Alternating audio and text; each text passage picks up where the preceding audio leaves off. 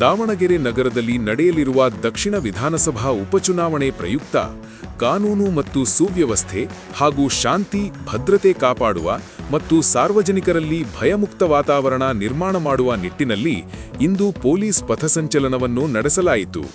Police ಪಥಸಂಚಲನವು Budal ರಸ್ತೆಯಿಂದ ಆರಂಭವಾಗಿ ring road, Budal ರಸ್ತೆ, ಶಿವನಗರ, ಆಜಾದ್ ನಗರ, ಮಾಗಳಹಳ್ಳಿ ರಸ್ತೆ, ಅರಳಿಮರ ವೃತ್ತ, ಹಳೇಬೇತೂರು ರಸ್ತೆ, Madina auto stand, Bashanagar, Akhtar Raja circle ಮೂಲಕ ಬೂದಾಳ್ ರಿಂಗ್ ರಸ್ತೆಗೆ ಸಾಗಿ ರಿಂಗ್ ರಸ್ತೆಯಲ್ಲಿರುವ ಎಸ್ಎಸ್ಟಿ ಹಾಸ್ಟೆಲ್ಗೆ ಬಂದು ಮುಕ್ತಾಯವಾಗಿರುತ್ತದೆ.